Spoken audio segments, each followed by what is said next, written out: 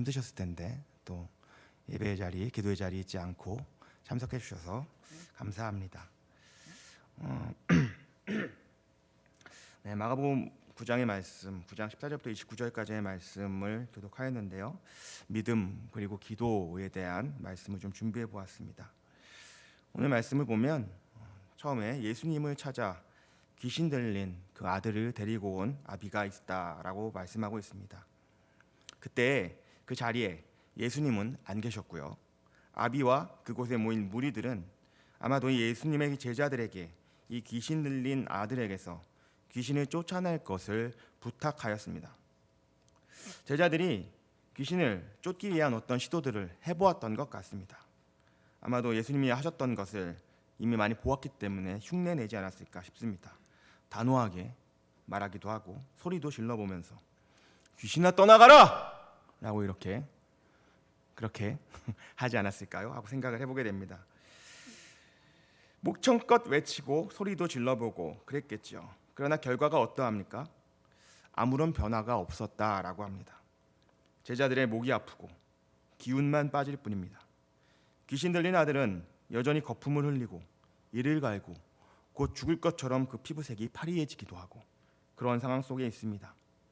이때 예수님이 등장하시죠. 무리들은 옳거니 드디어 오셨구나. 과연 귀신을 쫓아낼 수 있는지 한번 지켜보자 하는 그런 심정으로 예수님께 모여들었고, 아비는 예수님의 제자들이 아들의 귀신을 쫓아내지 못하고 있음을 예수님께 전하면서 예수님께 도움을 청하고 있습니다. 이에 예수님이 말씀하십니다. 19절 말씀입니다. 믿음이 없는 세대여, 내가 얼마나 너희와 함께 있으며 얼마나 너희에게 참으려 그를 내게로 데려오라. 누구에게 하시는 말씀일까요? 1차적으로는 제자들에게 하시는 말씀으로 보입니다. 이런 말씀이시겠죠. 제자들아, 내가 얼마나 너희들과 함께 있었느냐? 너희에게 전하고 가르친 것이 도대체 며칠이냐? 그럼에도 이 귀신을 쫓아낼 만한 그러한 믿음이 없느냐라고 물으시는 것입니다. 하나님의 일을 감당함에 있어서 필요한 것, 바로 믿음이라고 하시는데, 이 믿음이 제자들에게 없다라고 그렇게 말씀을 하고 계시는데요. 정말 제자들은 여전히 믿음이 없는, 예수님이 말씀하신 것처럼 우리 보기에도 믿음이 없는 그렇게 한심스러운 그런 자들이었을까요? 마가복음 1장 16절에서 20절의 말씀을 보면 예수님이 제자들을 부르시는 장면에 그 말씀이 있습니다. 갈릴리 해변으로 지나가시다가 예수님은 바다에 금을 던지는 시몬과 형제 안드레를 보셨습니다. 그들을 보시고는 말씀하십니다. 나를 따라오라. 내가 너희로 사람을 낚는 어부가 되게 하리라. 그렇게 말씀하시니 시몬과 안드레는 주저하지 않고 그물을 버리고 따라 나섰습니다. 이들뿐이 아닙니다. 세베대의 아들 야고보와 요한도 배에서 그물을 깁고 있다가 예수님이 부르시니까 그물도 배도 버려두고 생업을 내팽겨친 채 예수님을 그저 따라가는 모습을 보입니다. 이 복음서의 시작부터 예수님의 부르심에 토달지 않고 따라 나서는 이들, 믿음이 없다면 어떻게 그렇게 따라 나설 수 있겠습니까? 저와 여러분보다도 훨씬 대단한 믿음으로 그렇게 보여주시지 않습니까? 6장의 말씀을 보면, 마가복음 6장의 말씀을 보면 예수님은 제자들을 둘씩 짝지어서 전도 여행을 보냈습니다. 여행을 보내실 때 아무것도 챙겨가지 못하게 하시고 오직 지팡이 하나 짚는 것 허락하셨으며 무일푼으로 떠나도록 말씀하셨습니다. 저와 여러분 같으면 어떻게든 조금이나마 밥값이라도 주머니에 꼽을 쳐서 가려고 그렇게 궁리를 하지 않았겠습니까? 그러나 이들 제자들은 예수님의 말씀에 따라서 예수님의 말씀을 믿고 그저 그렇게 둘씩 짝을 전도 여행을 떠났습니다. 어떤 일이 있었을까요? 제자들이 고을을 다니며 회개하라고 전파하였더니 가는 곳곳에서 많은 귀신들을 제자들이 쫓아낼 수 있었다라고 합니다. 또 많은 병자들을 고치기까지 하였다고 합니다. 이러한 놀라운 하나님의 능력을 경험하고 예수님께 다가와서 막 자랑하는 그러한 말씀이 있죠. 그러한 경험을 하였음에도 불구하고 오늘 본문에서는 귀신 들린 아들에게서 귀신을 쫓아내지 못하여 서기관들을 비롯한 그곳에 모여있는 무리들에게 비아냥거림을 당하고 무시당하였고, 스승인 예수님께는 믿음이 없음에 대해서 책망을 당하고 있는 것입니다. 왜 전도 여행 때는 귀신도 쫓고 병도 고쳤는데, 그래서 어쩌면 귀신 들린 아들쯤이야, 우리들이 할 수 있어 라며 자신 있게 나섰을지도 모르는데 이렇게 실패하게 된 것이겠습니까? 귀신 들린 자의 아버지는 큰 희망을 가지고 예수님을 찾아왔지만, 예수님의 가장 가까운 곳에서 따르는 제자들이라고 하는 이 제자들이 귀신을 쫓지 못하고 쩔쩔매고 있는 모습을 보았으니 어쩌면 예수님에 대한 기대감도 한풀 꺾여버렸던 것 같습니다. 그래서 22절 중반절에서 말하는 것이죠. 그러나 무엇을 하실 수 있거든 우리를 불쌍히 여기사 도와주옵소서, 이렇게 말하고 있습니다. 무엇을 하실 수 있거든 이렇게 말하고 있는 것이죠. 아비된 자의 이 말에 예수님은 제자들이 듣도록, 그리고 그곳의 무리들에게도 깨닫게 해주시려는 듯 더 큰 소리로 말씀하시는 듯합니다. 할 수 있거든이 무슨 말이냐? 믿는 자에게는 능히 하지 못할 일이 없느니라. 이어서 예수님은 더러운 귀신을 꾸짖으시고 아이에게서 떠날 것을, 그리고 다시는 이 아이에게 들어가지 말 것을 명하셨고 귀신은 떠나갔습니다. 그곳에 모인 모든 이들이 예수님의 행하심을 보고 놀랐겠죠. 비아냥거리며 제자들과 변론하던 서기관들도 아무 소리 못하고 슬그머니 그 자리를 피했을 것입니다. 어수선한 그러한 상황이 종료되고 이제 집에 들어갔을 때 제자들이 조용히 예수님께 묻습니다. 주님, 우리는 어찌하여 그 귀신을 쫓아내지 못한 건가요? 전에 전도여행 갔을 때는 되던 것이 왜 이번에는 안 된 걸까요? 더 센 귀신이었나요? 이렇게 물었겠죠. 29절에서 예수님이 답하십니다.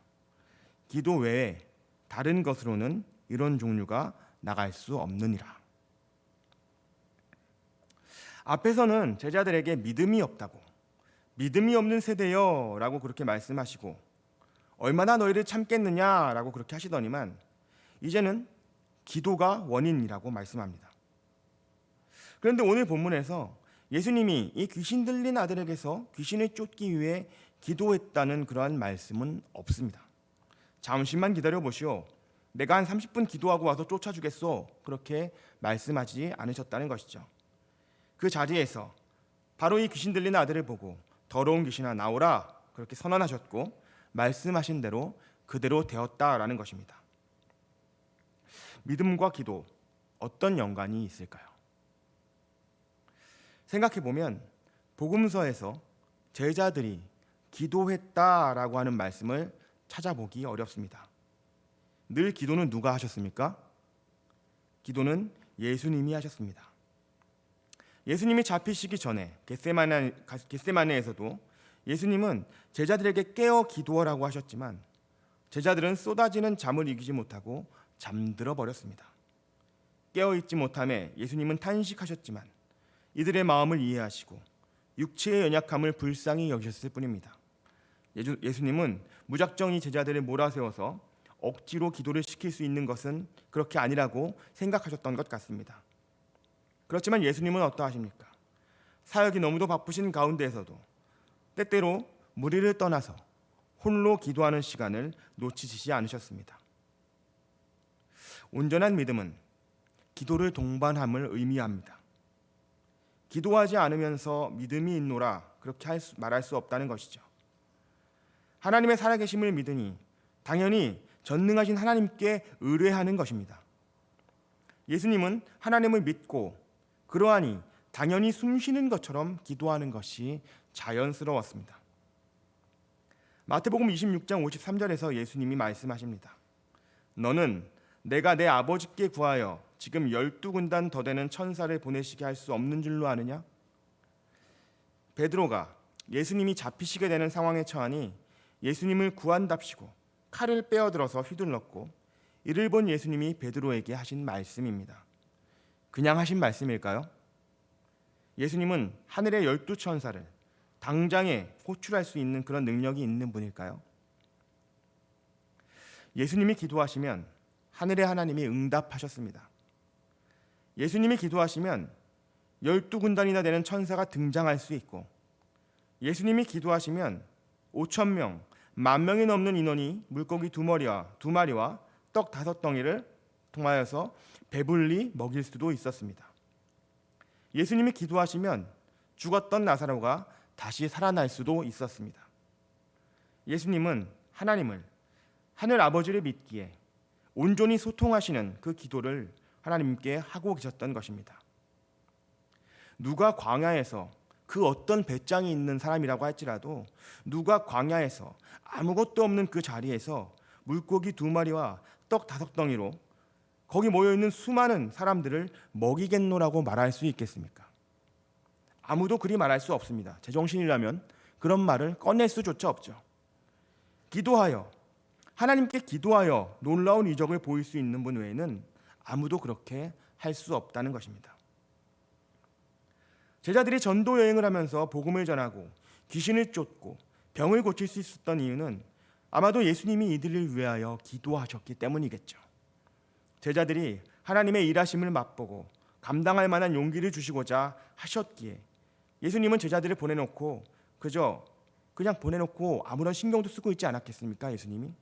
예수님은 보내놓고 이 연약한 제자들에게 시험당하지 않도록, 상처 입지 않도록 끊임없이 기도하였을 것입니다.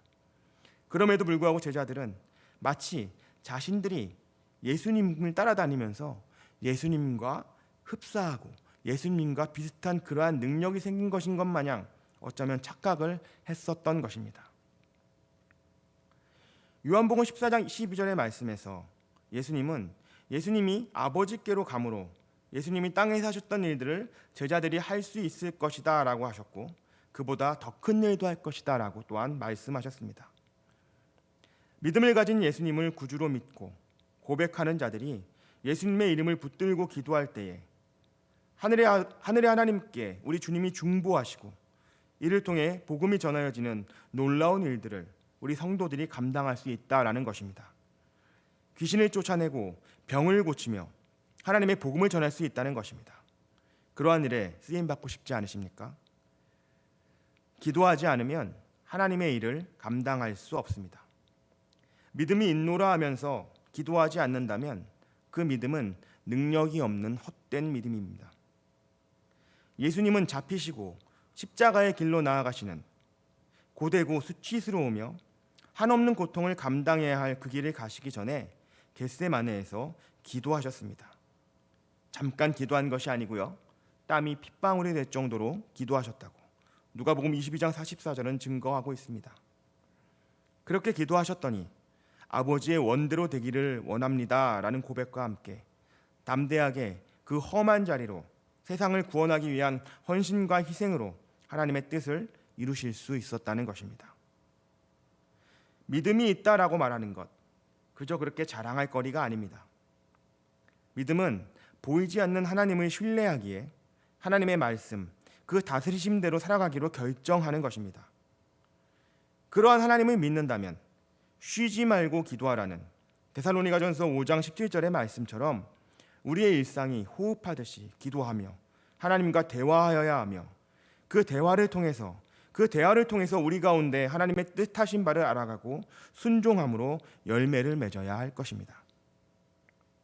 우리의 마음은 연약하여서 늘 부정적인 생각이 앞섭니다. 저 사람은 성격이 너무 더러워서 복음을 전해봐야 듣지 않을 거야. 저 사람은 이미 온 가족이 다른 종교를 믿고 있어서 전해봐야 힘만 빠져. 될 만한 사람에게 전해야지. 혹은 자녀를 바라보면서 내가 너한테 뭘 기대하냐? 너 하는 거 보면 싹수가 노랗다. 공부는 안 하고 매일 헛짓거리만 하는데 내가 기대를 말자. 그러한 생각을 하지는 않으십니까? 부정적인 생각, 믿음 없는 생각이 들 때마다 돌이켜 하나님의 음성을 들을 수 있는 저와 여러분 되기를 원합니다. 기도해 보았느냐? 하나님이 창조하신 사람들을 향해서 하나님께 기도하지 않으면서 무슨 권리로 네가 판단하고 비판하느냐? 기도해 보았느냐? 정말 기도해 보았느냐? 하나님 우리에게 이렇게 묻고 계십니다. 오늘 이 시간 기도할 때에 하나님 앞에 저와 여러분의 믿음을 드리는 기도하기를 원합니다. 기도하는 것 참으로 어렵습니다. 예수님을 따르며 그 가르침을 배우던 제자들이 예수님이 십자가에 이르도록 온전히 예수님을 믿지 못하고 예수님의 오른팔이 되겠노라고 왼팔이 되겠노라고 하는 예수님의 뜻과는 전혀 관계없는 다툼을 하였습니다. 뿐입니까? 예수님의 죽으심을 알고 그 장사를 준비하였던 향유 옥합을 부어드린 그 아름다운 여인을 향해서, 오직 예수님의 심정을 유일하게 이해했던 그 여인을 향해서 그 기름을 아까워하며 제자들은 힐난했습니다. 결국 예수님의 그 마음을 알지도 못하고 하나님의 뜻을 알지도 못했던 그 믿음 없는 가룟 유다는 예수님을 은삼십에 팔아넘기기까지 했습니다. 생각해보면 그들이 왜 그러했겠습니까?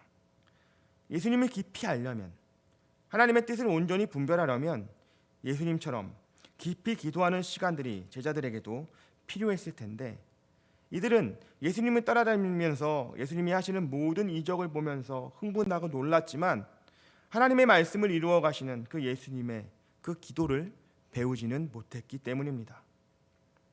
그래서 사도행전에서 제자들의 놀라운 사역이 시작에 앞서 성령이 임하시기까지 제자들은 모여서 기도함으로 준비하였던 것입니다. 믿노라 하는 고백에 머무름이 아니라 그 믿음이 능력이 되어 하나님의 일을 감당할 수 있는 온전한 분량에 이를 수 있도록 기도에 힘을 내는, 그러므로 하나님 나라의 이적을 우리의 일상 속에서 펼쳐내어 귀신을 쫓아내고 병을 고쳐내며 복음을 드러내는 저와 여러분 되기를 원합니다. 진정 하나님께 나아가는 그 기도의 자리에 마음을 다하여 나아가므로 우리 주님과 또한 풍성한 교제를 나누고 하나님의 살아계심이 증거되는 저와 여러분의 삶이 되어지기를 이 시간 간절히 소망합니다. 기도하겠습니다. 사랑해 주님 감사합니다. 예수님, 주님을 믿는다라고 우리의 입술은 너무나 쉽게 고백하지만 하나님, 무릎을 꿇고 하나님 앞에 온전히 엎드려서 주님의 이름을 부르며 얼마나 우리가 주님 앞에 기도하며 살아가고 있습니까? 천지를 창조하시고 우리의 모든 죄를 구원하셔서 우리와 항상 함께 하신다고 약속하셨던 그 예수님을 믿노라고 하면서 우리의 일상 가운데 얼마나 주님을 의식하며 얼마나 주님께 기도하며 얼마나 주님께 의존하며 우리가 살아갔습니까? 내게 당장의 유익을 줄 사람을 찾아서, 내게 당장의 기쁨을 줄 그 어떤 대상을 찾아서 내 스스로 판단하여 관계를 정리하고 잘라내고, 하나님, 우리는 그렇게 살아가고 있지 않았습니까? 부족한 우리들 용서하여 주시고 믿음 없는 우리들을 용서하여 주시옵소서.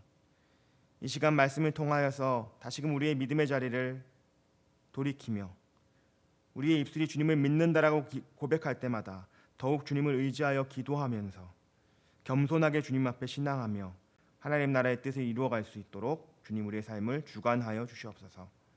감사드리며 거룩하신 예수님의 이름으로 기도드립니다. 아멘.